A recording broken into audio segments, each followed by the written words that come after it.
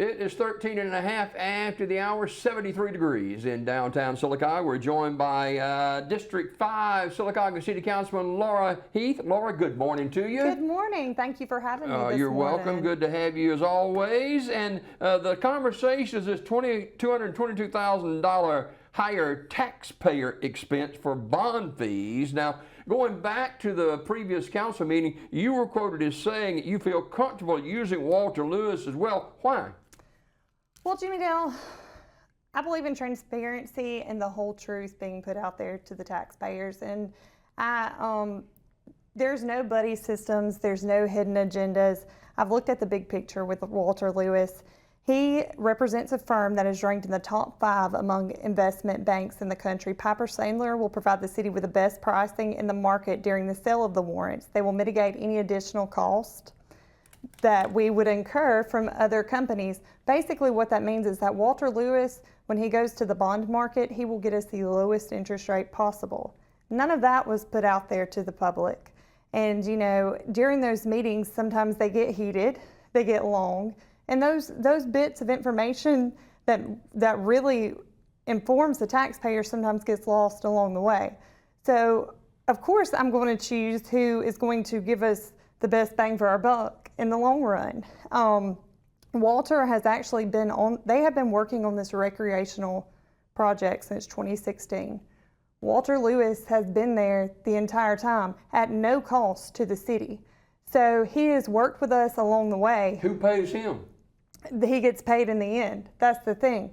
So he has put his blood, you know, sweat and just work into this project. And at the end, we come in and we say, no, we don't want you. You've not, you brought legal experts in.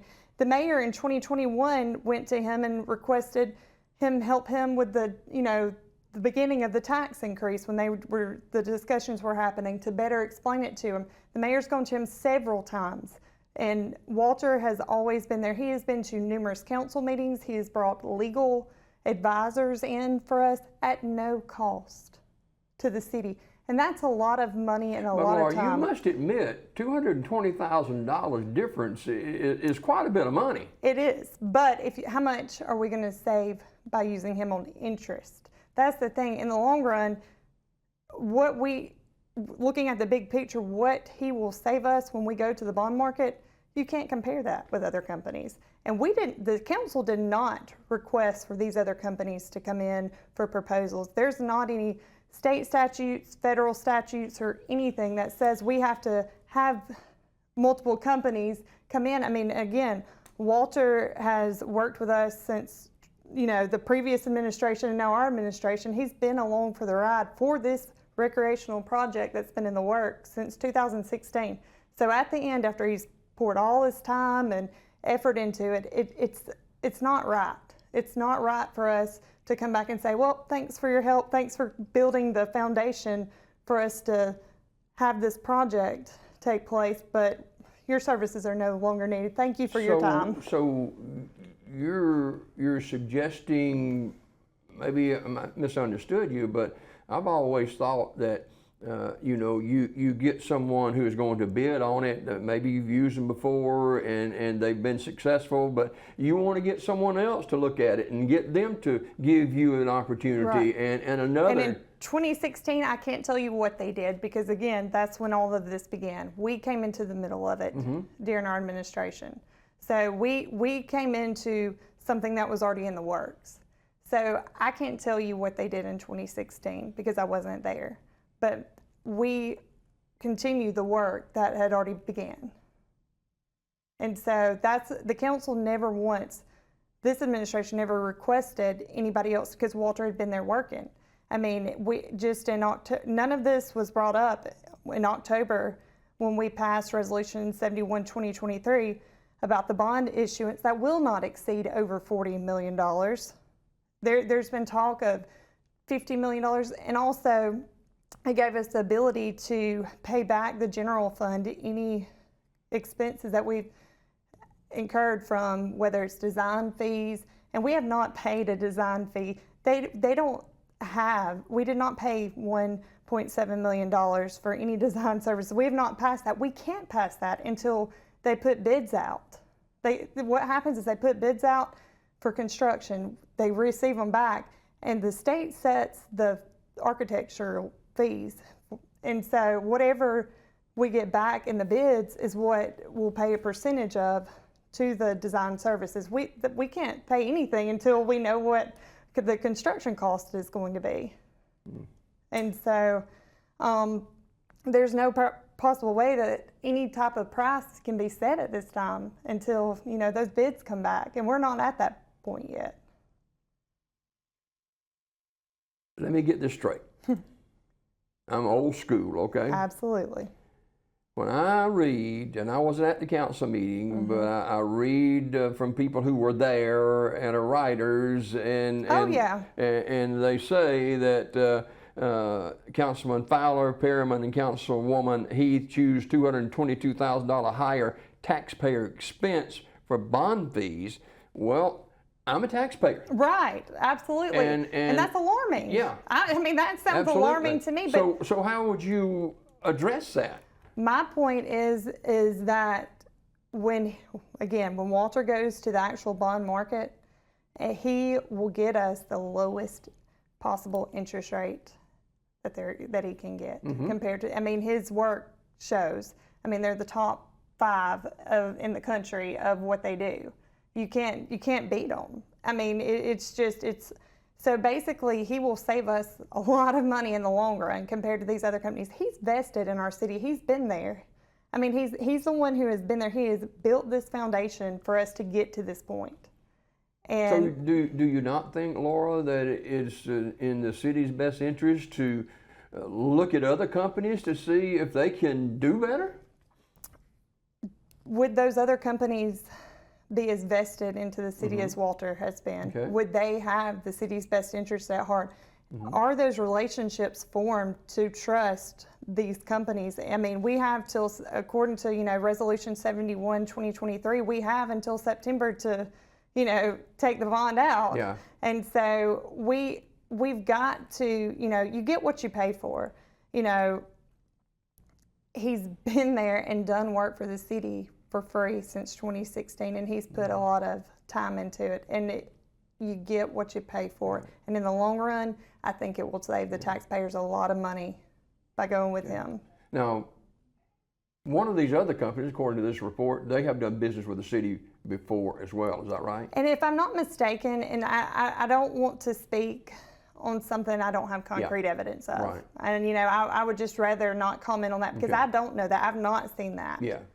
That's hearsay. Okay. There's no proof of that other than hearsay. Okay. All right. So, what else is happening in District 5, and what else is happening at City Hall that you want to share this morning?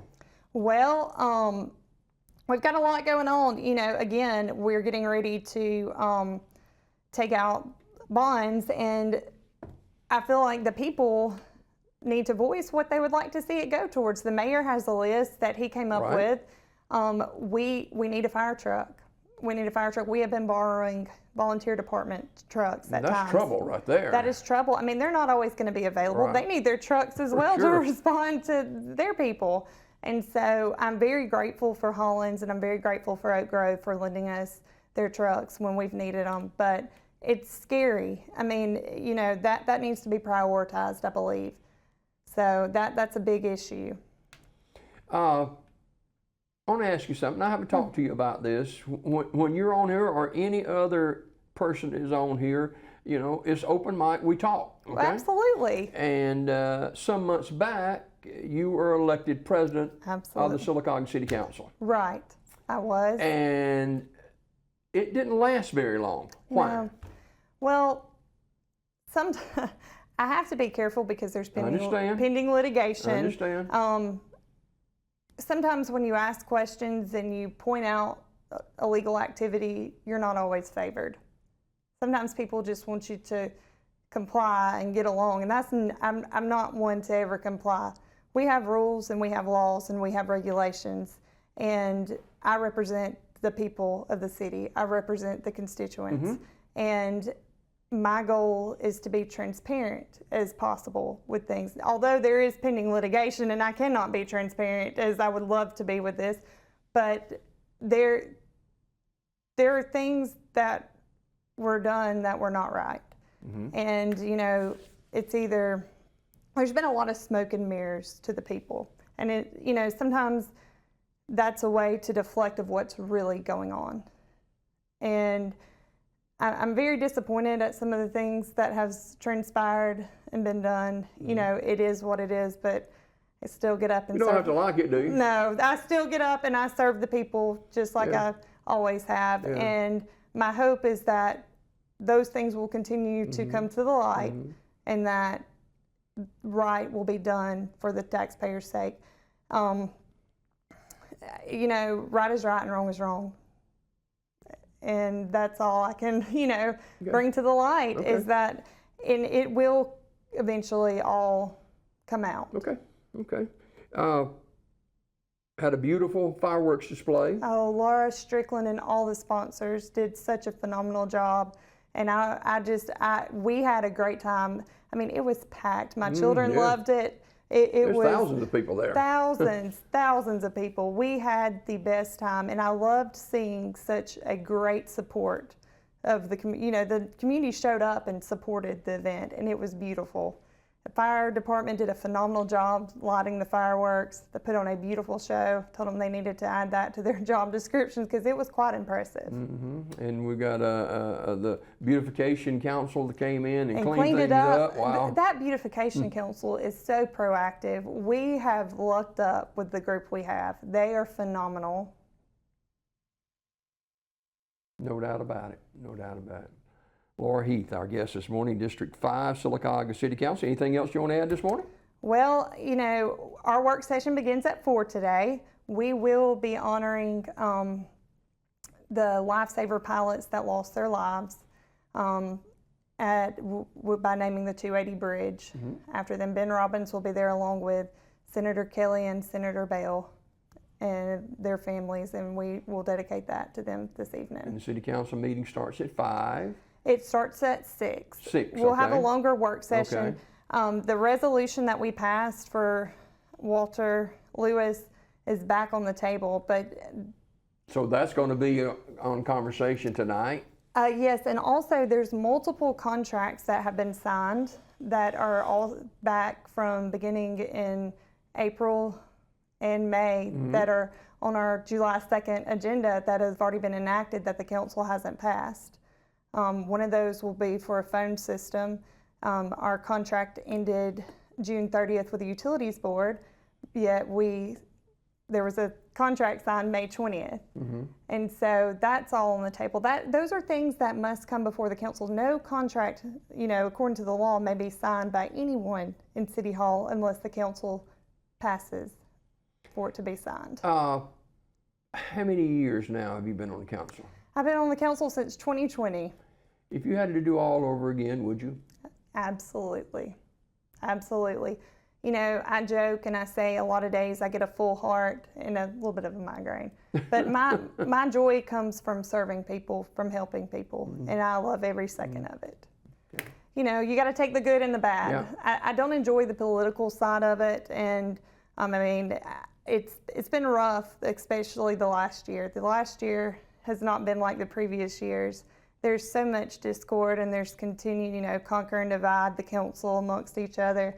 And we got to get past that. We have a job to do for the people we represent. Sometimes that gets lost, that, you know, we work for the people. So grading the council from 1 to 10, how is the council as far as being together on just being together?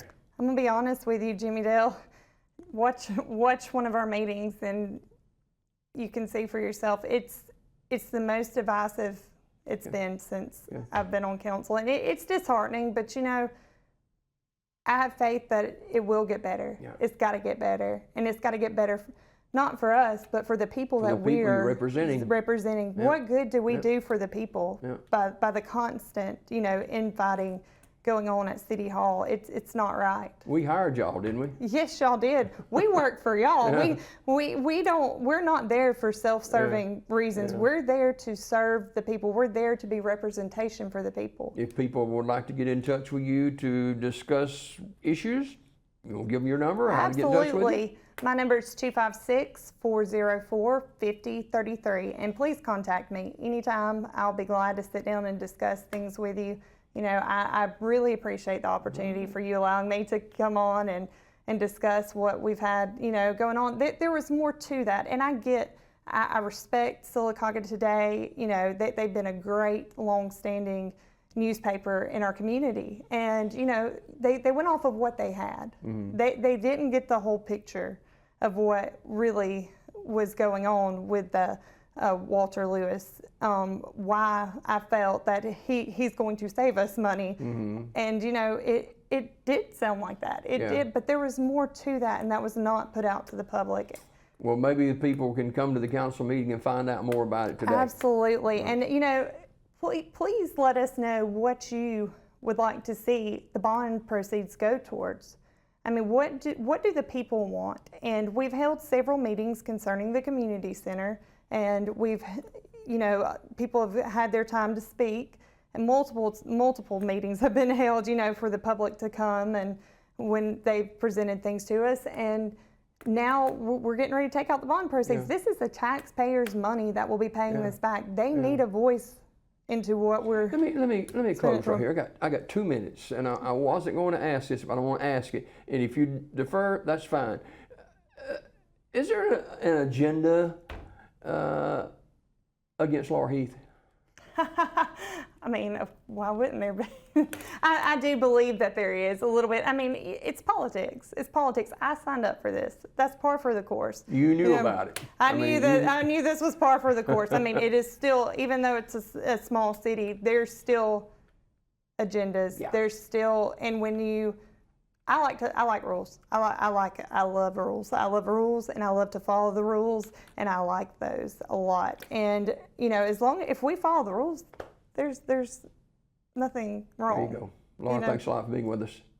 Absolutely, and I appreciate the opportunity again, Jimmy Dale. Laura Heath, District 5, Sylacauga City Councilman, our guest. More Daybreak coming up right after this.